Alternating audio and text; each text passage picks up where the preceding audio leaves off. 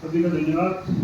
आदरणीय प्राचार्य महोदय और सम्मानित दाइश, सभी वरिष्ठ संकाय पुरुष और हमारे बीच में विराजे हुए और आज आयोजित विद्यार्थियों का सभी का मैं धन्यवाद करता हूँ। आज का जो विषय है साहित्य, संस्कृति और समाज, प्रेमचंद विषय पर आयोजित है। तो मैं इस पर विचार रखूँ उससे पहले पूर्व के विचार हैं उन पर प्रकाश डालता हूँ। एक मिनट आप लोगों को संस्कृत के जो विद्वान हैं उन्होंने वाराणसी का महत्व बताया। वाराणसी की जो उर्वरता है, जो साहित्य की उर्वरता है और जो हमारी संस्कृति को जो देन है उस पर प्रकाश डाला। आगे चल के राजनीतिक विज्ञान के विद्वानों ने उनके राजनीतिक विचारों को उनके लेखन में समाहित किया। तो सबसे बड़ी बात जो मैं समझा हूँ, प्रेमचंद को मैंने थोड़ा पढ़ने की कोशिश की, उतना मैं नहीं पढ़ पाया। 300 कहानियाँ, 14-15 उपन्यास, नाटक, निबंध, बहुत सारी चीज़ें, एक बहुत बड़ा लेखन। लेकिन जो मुख्य सबसे मेरे हाथ लगा वो मैं समझा कि उनकी जो लेखनी है वो वंचितों के हित में चली। जो वंचितों के लिए जिनके हक मारे गए थे, जैसे सर ने कहा था, वंचितों के लिए चाहे दलित उत्पीड़न हो, चाहे नारियों की समस्या हो, हर रचना के अंदर उन्होंने उन लोगों के कैरेक्टर को जीने की कोशिश की, उन पात्रों को जीने की कोशिश की।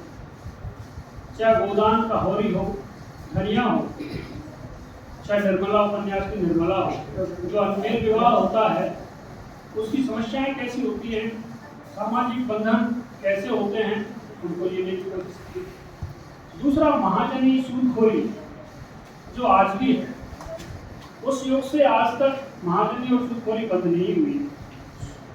दूसरा, एक तथ्य वर्ण और जाति व्यवस्था का है जो हमेशा बना रहा। हजारों सालों की जो समस्याएं थी उन समस्याओं को समेटने की कोशिश प्रेमचंद जी ने की। एक कहानी थी, सर ने जिक्र किया था, सवा से गेहूं। मैं कुछ थोड़ा सा विस्तार में बताना चाहूँगा आपको उस कहानी के बारे में। मुझे काफ़ी अंदर तक झकझोरा उस कहानी में, इसलिए मुझे इस पर विचार रखने के लिए और आगे आना पड़ा।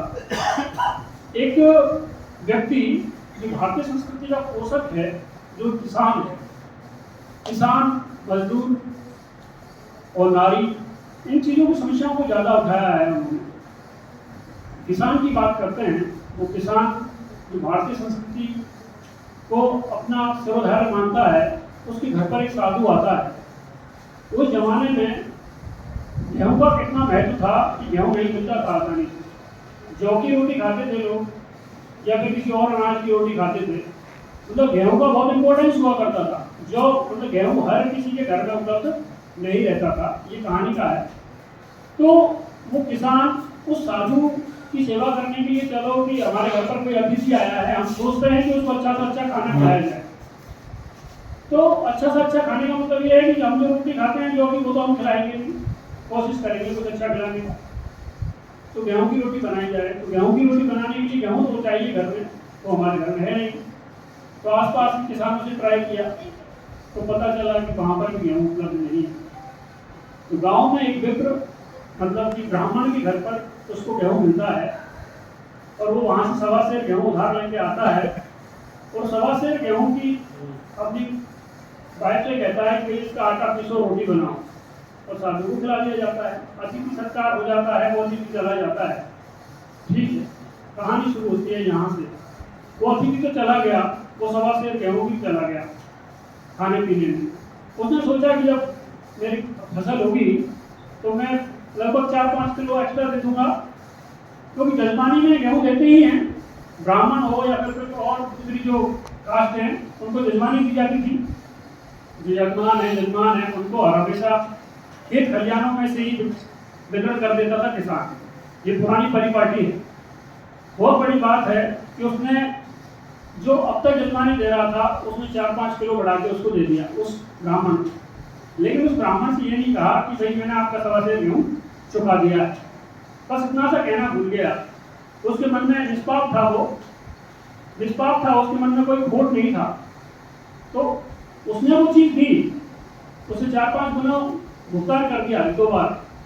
लेकिन फिर जब 3-4 साल हो गए और जब बात पढ़ने को आई और जब पता चला तो ब्राह्मण ने पूछा कि भाई क्या हुआ, वो 1.25 सेर गेहूँ का वो 5.25 मन हो गया, वो लिख रखा है मैंने, आप देने का इरादा है कि नहीं आपका, जैसा कि सूटखोर करता है। 3-4 साल बाद किसी से पूछता है कोई आदमी कि आपने वो चीज़ ली थी, तो उसका क्या हुआ, तो वो तो भूल ही गया था कि मैंने 1.25 सेर गेहूँ लिया था, क्योंकि उसने तो उसके एवज में बहुत सारा भुगतान दे दिया था उसको, लेकिन ये नहीं कहा था कि मैंने तुम्हारे 1.25 सेर गेहूँ का भुगतान कर दिया है।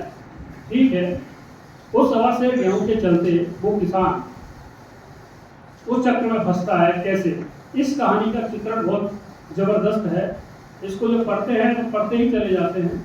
उस 1.25 सेर गेहूँ को चुकाने के लिए वो व्यक्ति कहता है कि या तो मुझे आज दो या फिर मेरा ले लो, जैसा कि आज भी कहा जाता है। उस जमाने की सूदखोरी, उस जमाने की महाजनी, वो भी एक यहाँ पर वर्ण का भी फर्क है, क्योंकि वो किसान है, वो ब्राह्मण है।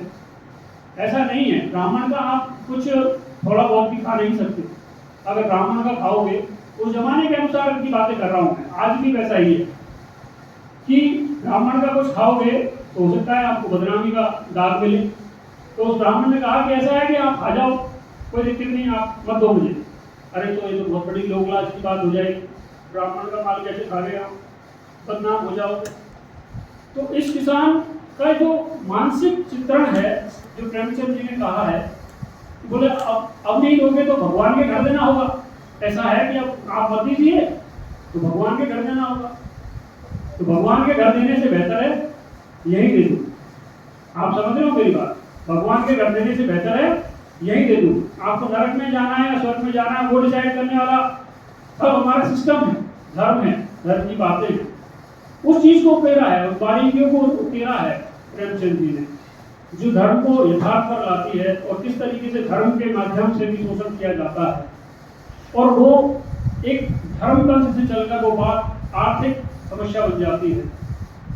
वो व्यक्ति जो किसान था, उस व्यक्ति को सिर्फ सूद के चलते, सिर्फ उसका ब्याज जो 5 मन हो चुका था, 5 मन गेहूं का वो ब्याज नहीं दे सकता था, तो उसको मजदूरी पे रख लेता है वही ब्राह्मण।